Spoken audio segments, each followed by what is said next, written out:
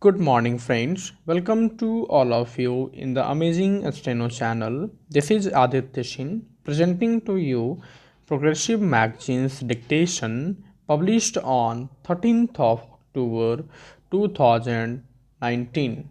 So get ready. 5, 4, 3, 2, 1. Start. Sir, I now come to the more important part of this bill, which is the heart of the bill, the core of the bill. This is about the rate of tax. I will presently read portions from the Chief Economic Advisor's report. The heart of this bill is what the tax will be. It is not a matter between the Union Finance Minister and the state finance ministers. There is a third line to the triangle, that is the people of this country. Every union finance minister wants to maximize revenues. Every state finance minister is under pressure to maximize revenues. There is nothing wrong with that. But please remember, we are dealing with an indirect tax. An indirect tax, by definition, is a regressive tax. Any indirect tax falls equally on the rich and poor. If you buy a soft drink bottle, whether a rich buys it or a poor man buys it, he pays the same excise duty on the soft drink bottle. That is why, world over, indirect taxes being regressive in nature, the trend is to keep them as low as possible. I am sure many members have read the Chief Economic Advisor's report. If not, I would urge you to please read it. The cover tells the story. In high income countries, the average GST rate is 16.8%. In emerging market economies like India, the average is 14.1%. So, world over 190 countries have one form or the other of GST. It is between 14.1% and 16.8%. The idea is, being an indirect tax, it should be kept as low as possible. The taxes that fall more on the rich and less on the poor are income tax and corporate tax. Those are the taxes consistent with other goals which the country may have. Those are the taxes which must be of principal sources of revenue. In fact, for many years in the country, there is a complete tax distortion. The collection from indirect taxes is larger than the collection from direct taxes. I think we crossed line sometime in the year 2006 or 2007. Maybe in 2008 we crossed the line when the collection from direct taxes overtook the collection from indirect taxes, and that remain so even today in our country.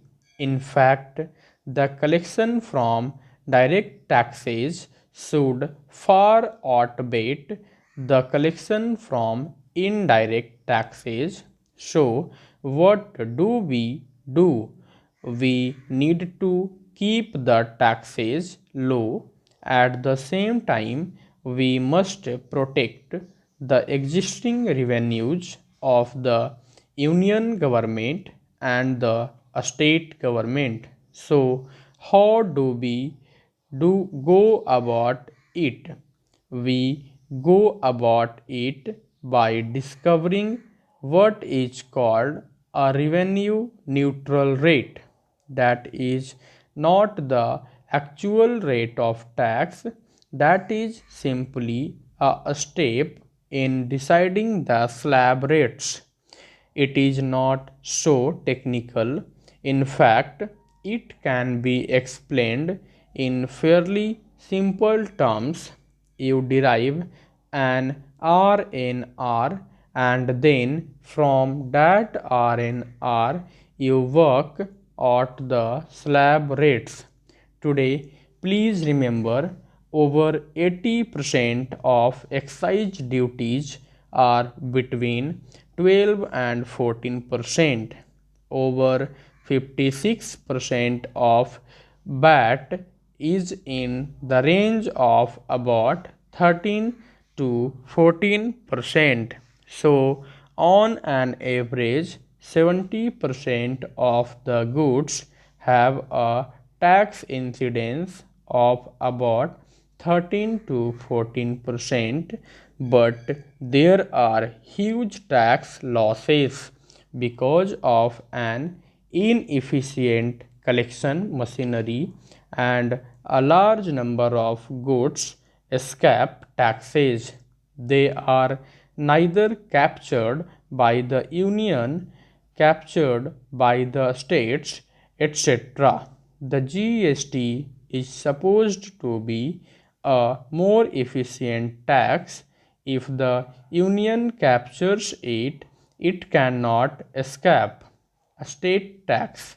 If the state captures it, it cannot escape union tax. Therefore, it is more efficient, and because it is non cascading, more people will comply with it because it is a self audit method, a chain of transactions. It is very difficult to escape the tax. All these are argued everywhere, and I don't wish to repeat those arguments. Now, the chief economic advisor of the government, working with experts including state government representatives, arrived at an RNR of 15 to 15.5, and then suggested that the standard rate should be 18. The Congress party did not pluck 18 from the air. This 18 came out of your report. The standard rate must be 18. You can have then a lower rate less than 18, and you can have a demerit rate of more than 18, but the standard rate, the rate that will apply to most groups and most services, must be 18. And the chief economic advisor has argued very cogently that 18 alone will make it non inflationary, acceptable to the public, and an efficient way of taxing without tax evasion. Now, when we say cap the tax rate, what are we saying? We are saying that this rate should not be changed by the whim of the executive. Today, excise duties are changed by the whim of the executive. 3 days ago, they reduced the price of petrol, and 3 days later, they increased. Thank you very much for your patience that you listened me for so long. Friends, इसमें एक term आई थी buys, BUYS, and where I pronounced boys, so that was an error. And one more, like at the last sentence of the passage, there was no and, but I have used that, so two errors. Thank you so much.